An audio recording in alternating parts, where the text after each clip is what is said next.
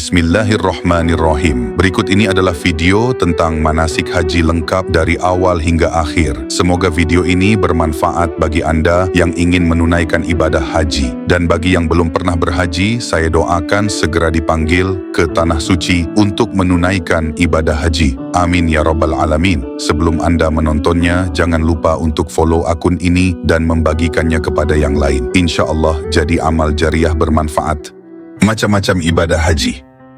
Ada 3 cara dalam pelaksanaan ibadah haji. Ketiga jenis itu adalah tamattu, qiran, dan ifrad.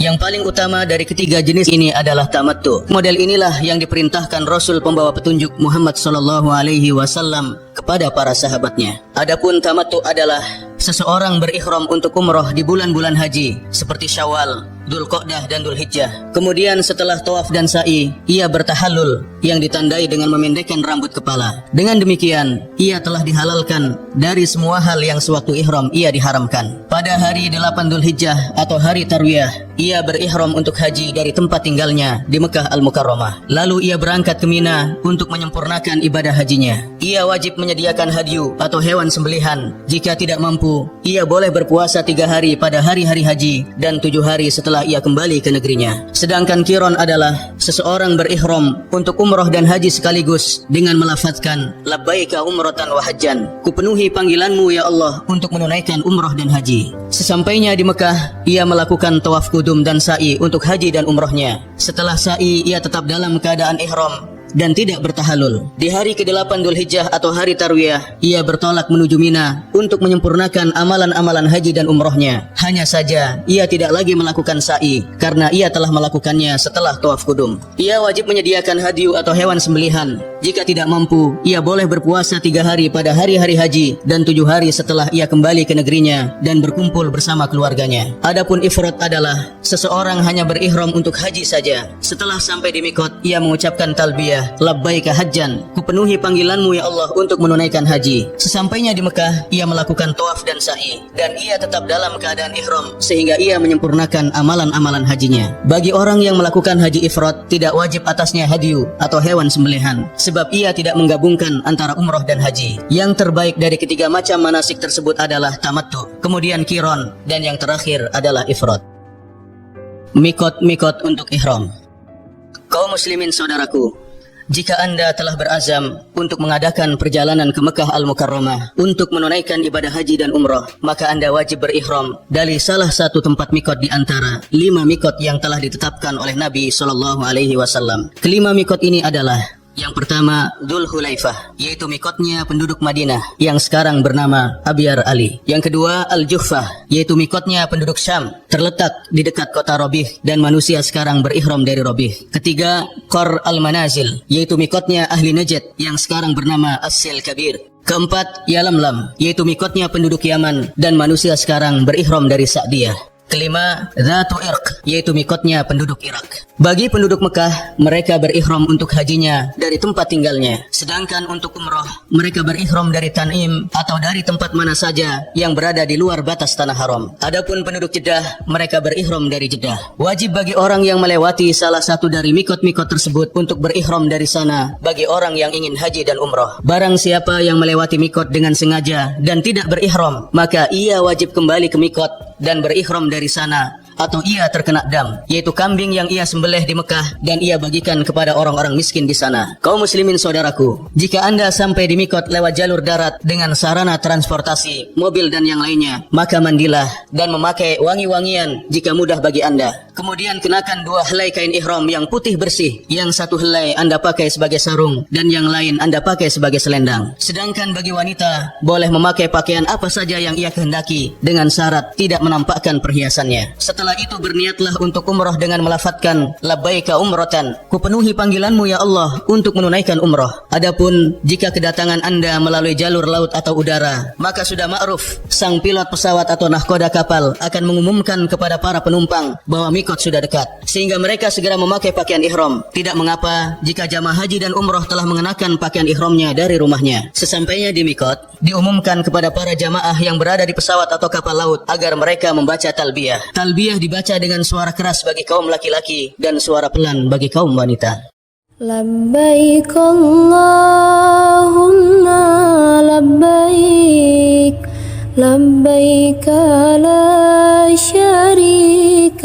لبيك لبيك إن الحمد والنعمة لك والملك لا شريك لك. Larangan-larangan ihram. Ketika Anda telah bertalbiyah untuk umroh dengan melafadzkan labbaika umratan, kupenuhi panggilanmu ya Allah untuk menunaikan umroh, atau Anda bertalbiyah untuk haji dengan mengucapkan labbaika hajjan, kupenuhi panggilanmu ya Allah untuk menunaikan haji, atau Anda bertalbiyah untuk umroh dan haji dengan melafadzkan labbaika umratan wa hajjan, kupenuhi panggilanmu ya Allah untuk menunaikan umroh dan haji, berarti Anda telah memasuki manasik dan Anda harus menjauhi beberapa larangan sewaktu ihram. Larangan-larangan ihram itu adalah: pertama, mencabut rambut kepala atau menggunting kuku. Jika ada helai rambut yang terjatuh tanpa sengaja, atau mengambil helai rambut atau menggunting kuku dalam keadaan lupa atau belum mengetahui hukumnya, maka hal itu tidak mengapa. Kedua, tidak boleh bagi orang yang berihram memakai wangi-wangian baik di badan atau baju ihramnya, dan tidak mengapa jika ada sisa harum wewangian yang Anda oleskan sebelum ihram. Ketiga, tidak boleh berburu binatang buruan darat baik dengan membunuhnya, mengejar-ngejarnya atau membantu orang lain untuk berburu. Keempat, baik yang sedang berihram maupun tidak,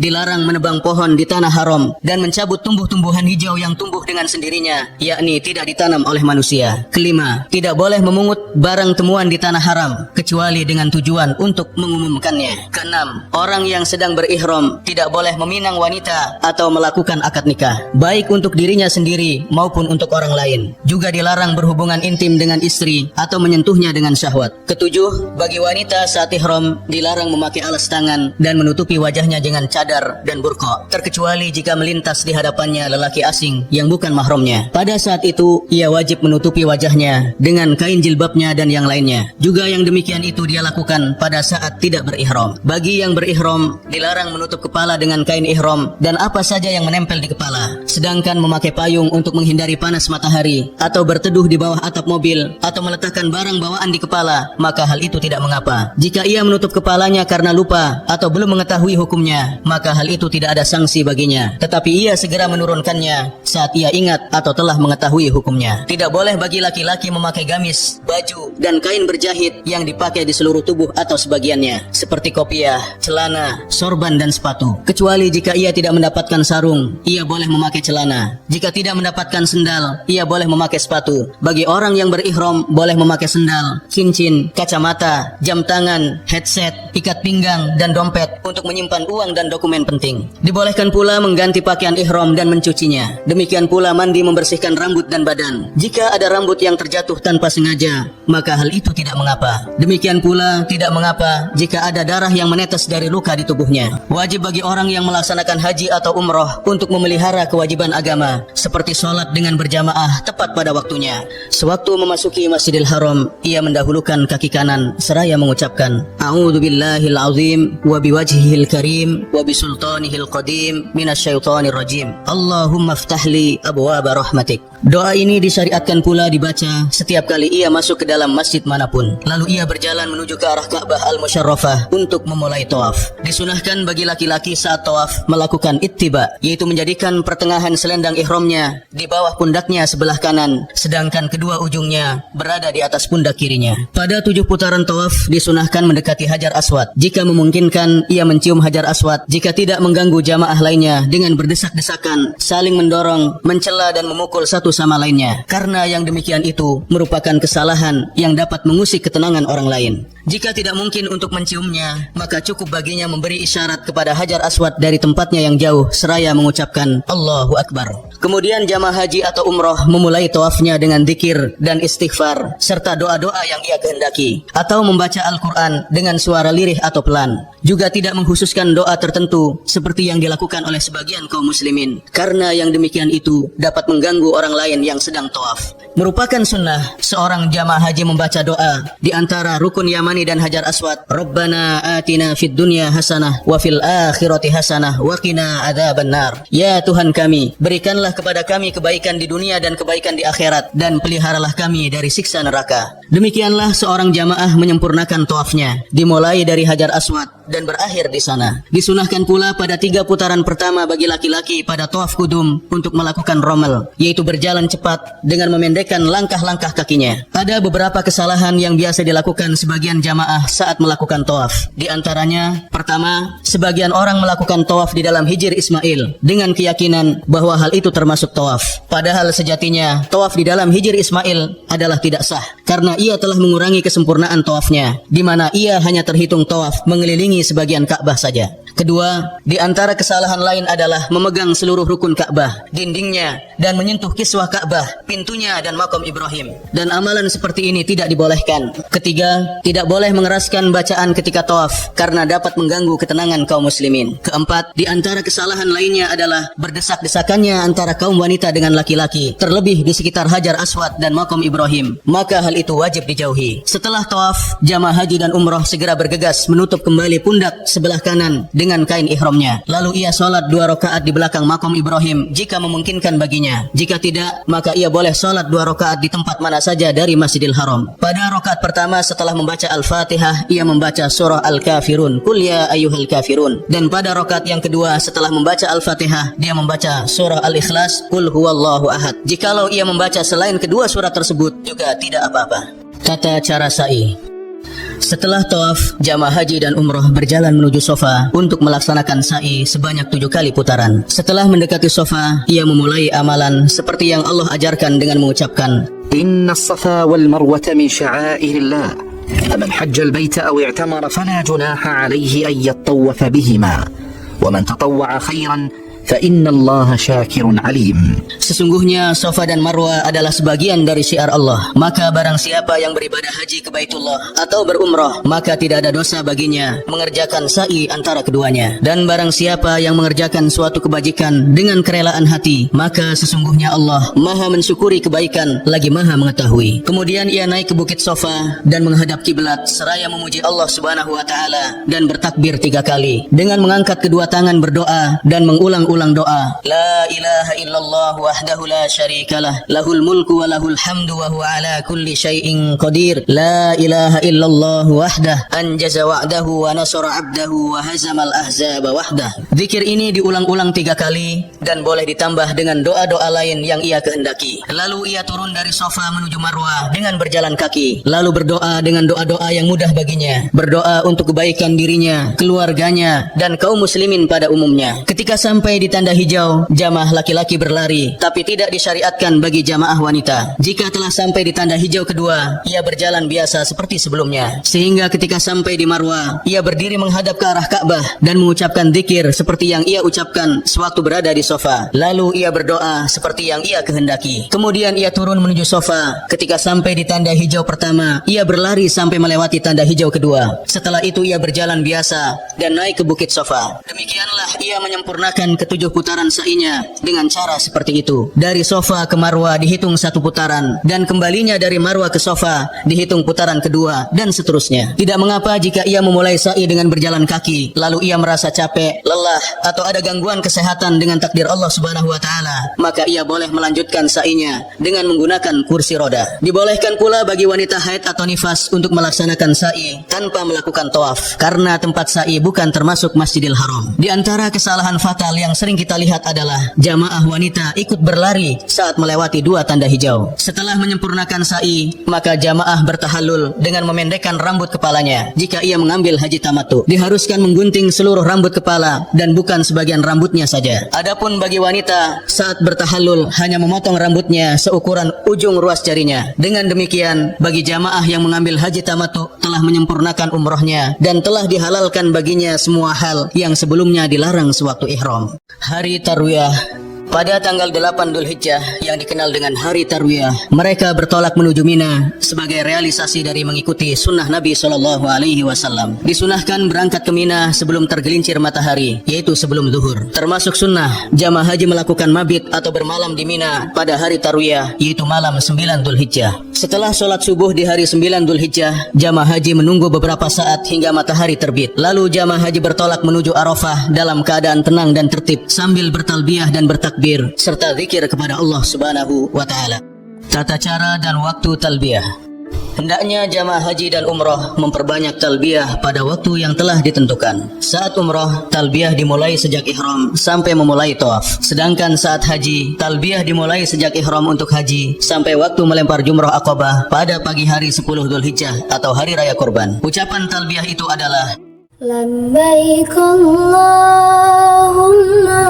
labbaik, labbaik la syarika laka labbaik, innal hamda wan ni'mata lak, wal mulka la syarika lak. 9 Dzulhijjah atau hari Arafah.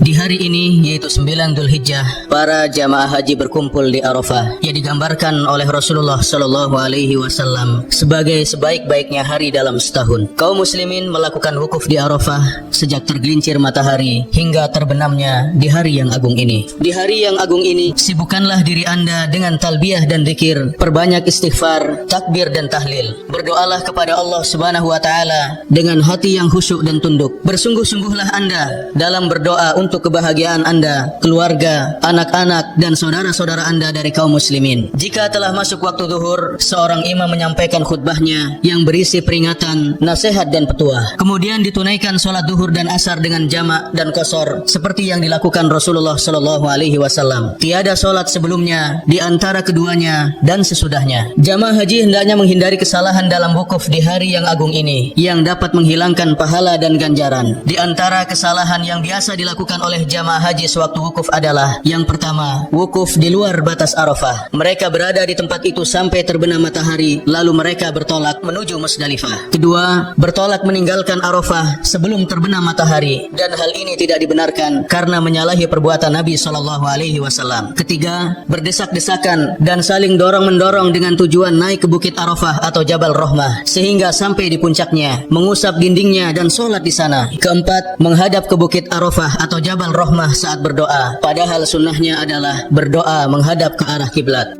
Musdalifah. Setelah terbenam matahari di hari 9 Dzulhijjah, kafilah haji bertolak meninggalkan Arafah menuju Musdalifah dalam naungan barokah Allah Subhanahu wa taala. Setelah sampai di Musdalifah, mereka menunaikan salat maghrib dan isya secara jamak dan qasar dengan satu adzan dan dua iqamah. Tujuan mereka di Musdalifah malam itu adalah untuk melakukan mabit atau bermalam di sana. Mereka berangkat ke Musdalifah dengan melantunkan talbiyah, zikir, dan syukur kepada Allah Subhanahu wa taala atas segala karunia dan anugerahnya. Karena mereka telah menyaksikan wukuf di Arafah. Sesampainya jamaah haji di Musdalifah, sebagian jamaah melakukan kesalahan yang semestinya dapat mereka hindari. Di antara kesalahan-kesalahan yang dilakukan oleh sebagian jamaah haji di Musdalifah adalah mereka sibuk memungut batu kerikil sebelum melaksanakan sholat maghrib dan isya secara jamak dan qasar. Padahal sholat semestinya lebih mereka prioritaskan pelaksanaannya. Demikian pula keyakinan bahwa mereka harus memungut batu kerikil dari Musdalifah juga merupakan bentuk kesalahan yang seharusnya tidak terjadi. Sunnahnya adalah seperti yang telah kita sebutkan bahwa jamaah haji mabit di Musdalifah sehingga mereka menunaikan sholat subuh di sana. Jamaah haji melanjutkan perjalanannya menuju Mina sebelum terbit matahari dalam keadaan bertalbiyah, khusyuk, dan memperbanyak zikir kepada Allah Subhanahu wa taala. Sesampainya di Mina, jamaah haji segera mendekati Jumrah Aqabah, jumrah yang paling dekat dengan Mekah. Setelah sampai di Jumrah Aqabah, ia menghentikan talbiyahnya dan melempar jumrah tersebut sebanyak 7 kali lemparan batu secara beriringan dan bertakbir setiap lemparan batu. Setelah itu ia menggundul atau memendekkan rambut kepalanya, tetapi menggundul rambut kepala lebih utama. Adapun bagi wanita, cukup menggunting rambutnya seukuran ujung ruas jarinya. Ini adalah merupakan urutan amalan haji. Jika mendahulukan salah satu amalan dari 3 amalan tersebut, yaitu melontar Jumrah Aqabah, menyembelih hadyu, dan menggundul atau memendekkan rambut kepala, juga tidak mengapa. 10 Dzulhijjah. Jamaah haji yang datang dari belahan timur bumi dan baratnya, mereka berkumpul di Mina dengan wajah sukacita di hari raya Idul Adha yang penuh berkah. Ada beberapa kesalahan yang biasa dilakukan sebagian jamaah haji saat melontar jumrah. Di antaranya, sebagian jamaah berkeyakinan bahwa mereka sedang melempar setan, sehingga mereka melempar jumrah dengan marah disertai dengan makian terhadap setan-setan itu. Melempar jumrah tidak disyariatkan kecuali untuk mendirikan zikir kepada Allah Subhanahu wa taala. Tawaf ifadah. Ketika jamaah haji telah melempar jumrah Aqabah dan menggundul rambut kepala atau memendekkannya, berarti ia telah menyempurnakan tahallul awal dan telah dibolehkan baginya mengenakan kembali pakaiannya dan telah dihalalkan baginya seluruh larangan ihram kecuali menyentuh istrinya. Kemudian ia bertolak menuju Mekah untuk melaksanakan tawaf ifadah yang merupakan salah satu rukun haji, di mana haji tidak sah kecuali dengan melakukan tawaf tersebut. Setelah tawaf, bagi jamaah yang mengambil haji tamattu melakukan sa'i. Jamaah haji boleh mengakhirkan tawaf ifadah sampai berakhirnya hari-hari Mina, yaitu 13 Dzulhijjah, dan pergi ke Mekah Al-Mukarramah untuk melakukan tawaf ifadah setelah menyelesaikan seluruh lemparan jumrah pada hari itu.